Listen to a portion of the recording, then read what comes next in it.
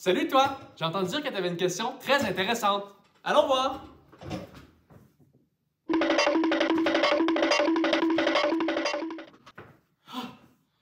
Comment la Terre est-elle née?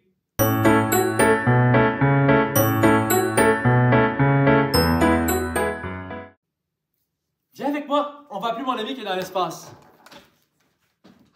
Professeur Astro! Qu'est-ce que vous faites présentement? Avez-vous 2 minutes pour nous expliquer comment la Terre est-elle née? Parfait, merci. Expliquer comment la Terre est née n'est pas une tâche facile. Mais ensemble, on va y arriver. En effet, nous n'avons pas de vidéo ni de photos de la création de la Terre. Mais par contre, on peut comprendre comment elle est apparue grâce à des indices. Comme tu le sais peut-être déjà, nous avons un très grand système solaire.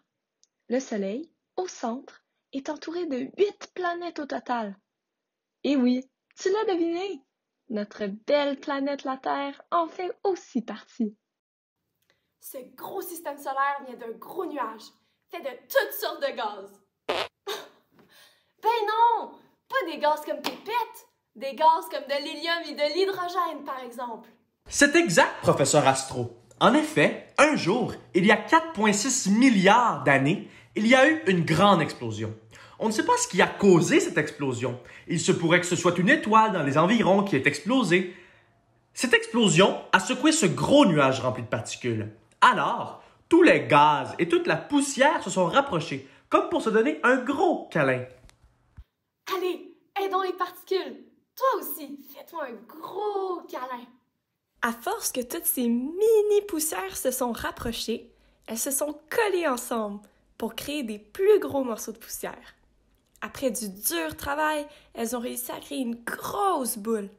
Une sphère jaune-orangée très chaude. Est-ce que toi, tu as une idée du nom de cette sphère? Eh oui, c'est le Soleil, celui qui est au milieu de notre système solaire. Le Soleil, étant tellement gros et fort, a été capable de produire une force, la force de la gravité. C'est la même chose qui te garde collé au sol et qui t'empêche de t'envoler dans le ciel. Un peu comme un aimant est capable de le faire. Exactement, Hubert. Et grâce à cette force, le Soleil a été capable d'attirer d'autres particules de gaz qui restaient autour de lui.